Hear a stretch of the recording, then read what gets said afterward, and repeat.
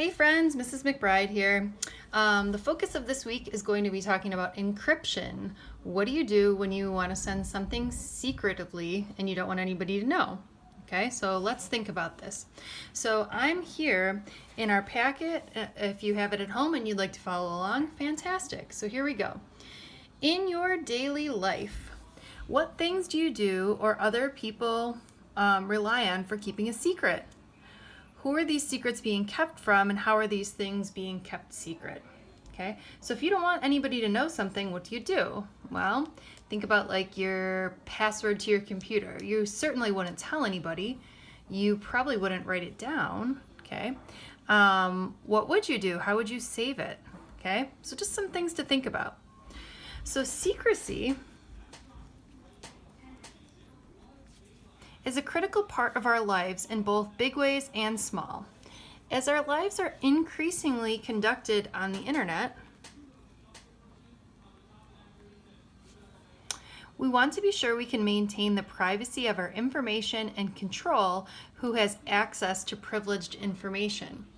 Okay, do I want everybody to know what my password is to my email? How about to my bank? What do I need to keep secret? So digital commerce, business, government operations, and even social networks all rely on our ability to keep information from falling into the wrong hands.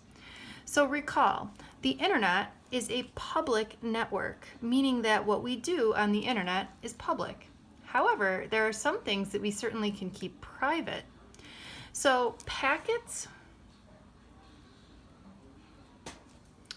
traveling across the internet move through many routers, each of which could be owned by different people or organizations. We should assume that all information or data traveling across the internet to be public as if it was written on a postcard and sent through the mail. We must keep in mind that it is not secure. Okay. When you do send some things and you want something to be secure, do you notice like the little lock function up there? Okay, that is telling you that your particular data is encrypted. If that's not there and up in the URL address, then you know that it is not secure and not encrypted. So we need a way to send secret messages. Many of the ideas that we use to keep secrets in the digital age are far older than the internet.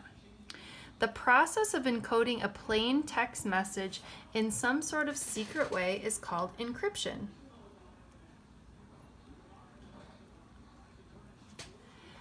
For example, in Roman times, Julius Caesar is reported to have encrypted messages to his soldiers and generals by using a simple alphabetic shift.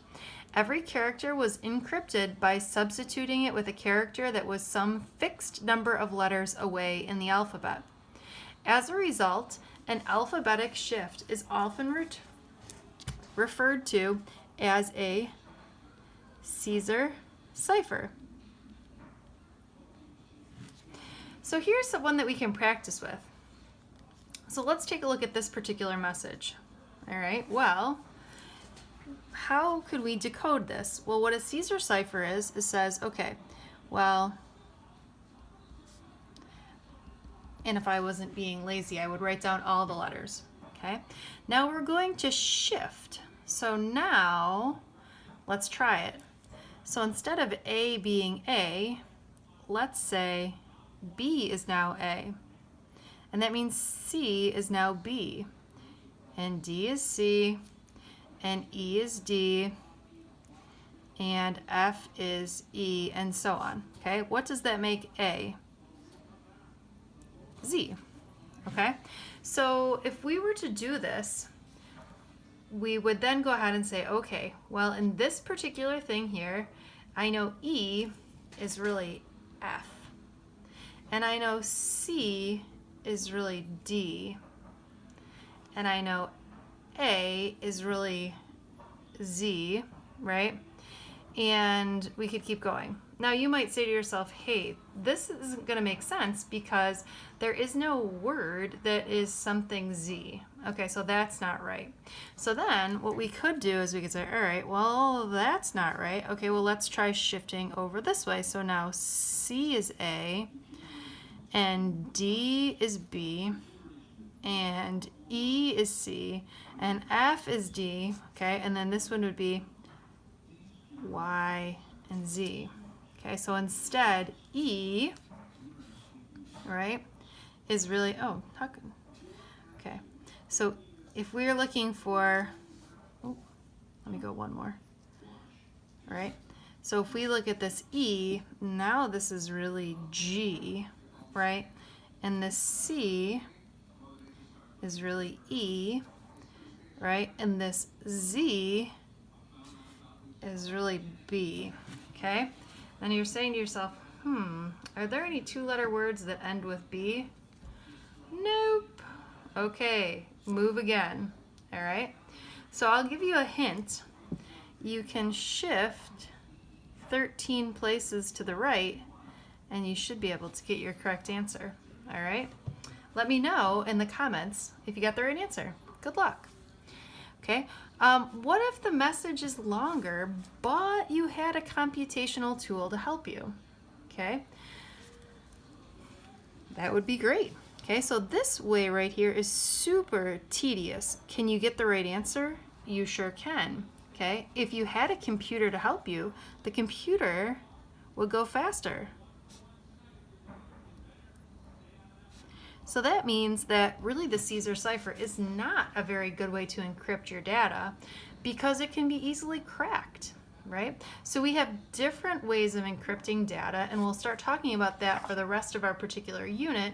How do we encrypt our data now so that it is safe? Okay, what I'd like you to do is I've got two things for you for the rest of the week. You're going to go to this web address, and I'll post that on Google Classroom. Sorry, I didn't realize that this went off the screen. Okay, I'll post this on Google Classroom. You're going to go to this web address, and there's a cool game that you can play. I hope it's working because I just tried it out right now, and it wasn't working, so I'm going to try again when it gets closer to the beginning of the week.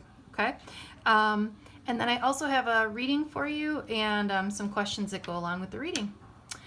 Bye, friends. Have a wonderful day. Hope to see you soon.